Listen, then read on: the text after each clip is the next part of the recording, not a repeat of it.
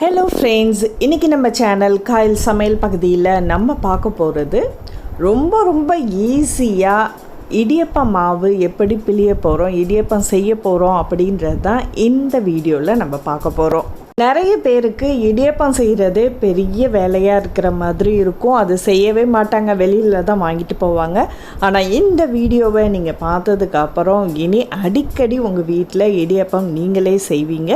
So ரொம்ப ஒரு ஈஸியான மெத்தடில் இன்றைக்கி நம்ம எப்படி இடியப்பம் பிழியலாம் அப்படின்றதையும் நம்ம பார்க்க போகிறோம். வாங்க எப்படி செய்யலாம் அப்படின்றத பார்க்கலாமா? இப்போ 1 கப் அளவுக்கு அரிசி மாவு, வீட்டில் திரிச்ச இடியப்ப மாவு தான் அது. இப்போ அதில் வந்து 1/2 டேபிள் ஸ்பூன் அளவுக்கு உப்பு, எந்த அளவுக்கு எடுத்துருக்கோமோ அதே 1 கப் அளவுக்கு தண்ணி. மாவுனாலே வெந்நீர் தான் ஊற்றி பிசையணுன்ற அவசியம் இல்லை. இந்த மெத்தடில் செய்யுங்க, ரொம்ப ஈஸியாக இருக்கும். ஸோ இதில் வந்து 1 கப் பச்சை தண்ணி ஊற்றிருக்கேன். அதோட 1 டேபிள் ஸ்பூன் தேங்காய் எண்ணெயும் விட்டு இப்போ கட்டி இல்லாமல் கரைச்சதுக்கப்புறம் அடுப்பில் வச்சு சூடு பண்ணுங்க. ஸ்லோ ஃப்ளேமில் வச்சு நல்லா கிண்டி விட்டுக்கிட்டே இருங்க, கைவிடாமல். இப்போது நம்ம மரக்கரண்டியோ அல்லது இந்த கரண்டியை வச்சு நம்ம கிண்டும் போது மாவு வந்து இப்போ தான் கெட்டிப்படும். ஸோ இந்த ஸ்டேஜில் அடுப்பை எப்போதுமே போல் ஸ்லோவாக வச்சுங்க. மாவு எல்லாம் சேர்ந்து வரும்போது அடுப்பை ஆஃப் பண்ணிவிடுங்க. இப்போ நல்ல பதமாக இதமாக ரொம்ப சாஃப்டாக இருக்கும். நீங்கள் மாவை தொட்டு பார்க்கும்போதே உங்களுக்கு அப்படி பஞ்சு மாதிரி பூ மாதிரி இருக்கும், அந்தளவுக்கு சாஃப்டாகிடும். இப்போ கொஞ்சம் எடுத்து வச்சுட்டு ஆறுனதுக்கு அப்புறம் கையால் நம்ம பிசைஞ்சு விடலாம். இப்போது ஸ்டார்டிங் ஸ்டேஜில் இப்போ சமையல் கற்றுக்கிறவங்களுக்கு இந்த இடியப்பம் பிழிகிறது பெரிய வேலை. இந்த மெத்தட் ரொம்ப ஈஸியாக இருக்கும். இப்போ இடியப்ப தட்டு ஓலன்ட்டு உங்களுக்கு கிடைக்கும்.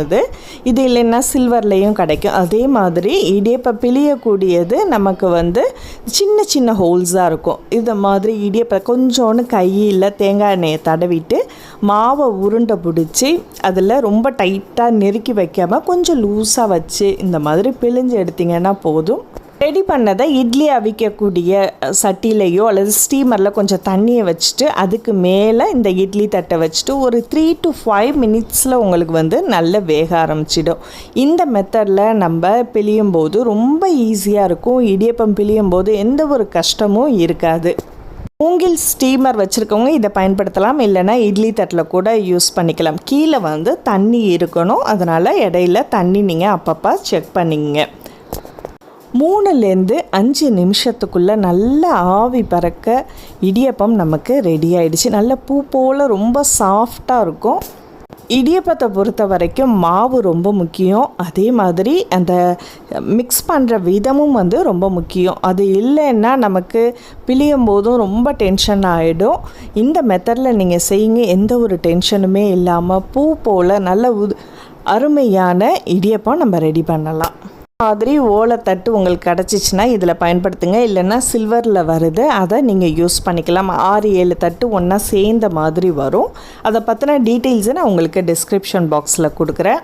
இப்போ இந்த ஓலைத்தட்டெல்லாம் இல்லை, என்கிட்ட இட்லி குக்கர் தான் இருக்குது, அதில் தான் வைக்க போகிறேன் அப்படின்னா நார்மலாக நீங்கள் அந்த இட்லி குக்கரில் இட்லி சட்டியில் வந்து இந்த பிளேட்டில் எண்ணெய் ஊற்றி தடவிடுங்க. தேங்காய் எண்ணெய் தான் தடவுங்க, அதுதான் நல்லாயிருக்கும். ஒவ்வொரு குழியிலையும் நம்ம நார்மலாக பிழிஞ்சு விட்டிங்கன்னா போதும். இதில் வந்து நான் பார்க்குறதுக்கு அப்படியே இட்லி மாதிரியே இருக்கும். இடியப்பத்தை ரொம்பவும் நல்லாயிருக்கும், சாஃப்டாகவும் இருக்கும். ரொம்ப நிறைய பிழியாதீங்க, ஓரளவு ஒரு 2-3 சுற்றினா போதும். அல்லது இந்த மாதிரி ஃபுல்லாக கூட நீங்கள் சுற்றி வைக்கலாம். இப்போ இட்லி சட்டியிலேயே கொஞ்சமாக கீழே தண்ணி ஊற்றி ஸ்டீம் பண்ணி எடுத்துட்டால் போதும். சுவையான சூப்பரான இடியப்பம் நமக்கு ரெடி ஆகிடும். இடியப்பத்து கூட நம்ம ஜவ்வரிசி பாயாசம் அல்லது காரமாக கூட வச்சு குழம்பு, என்ன குழம்பு, மீன் குழம்போ கறி குழம்போ வச்சு சாப்பிட்றதுக்கும் ரொம்ப நல்லாயிருக்கும். இப்போ ஈவினிங் டைமில் பசங்களுக்கு சாப்பிட கொடுக்கும்போது இடியப்பத்தில் கொஞ்சமாக நெய் ஊற்றிடுங்க. அதில் ஃபுல்லாக தேங்காய் பூ கொஞ்சம் அதிகமாக போட்டுங்க. இதோட நாட்டு சர்க்கரையும் கொஞ்சம் சேர்த்துக்குங்க. ஏலக்காய் பொடி விருப்பப்பட்டால் கொஞ்சம் சேர்த்துக்கலாம். இது எல்லாத்தையுமே நல்லா கொஞ்சம் கையால் பிசைஞ்சு குழந்தைங்களுக்கு ஊட்டி விட்டால் போதும், அப்படி விரும்பி சாப்பிடுவாங்க. ஈஸியான முறையில் இடியப்பம் செய்கிறது எப்படின்றத இன்றைக்கி நம்ம பார்த்துருக்கோம். கட்டாயமாக இந்த வீடியோ உங்களுக்கு பயனுள்ளதாக இருக்கும் அப்படின்னு நினைக்கிறேன். மறக்காமல் லைக் பண்ணிவிட்டு உங்கள் கருத்துக்களை ஷேர் பண்ணுங்கள். அடுத்த ஒரு இன்ட்ரெஸ்டிங்கான வீடியோவில் சந்திப்போம். நன்றி.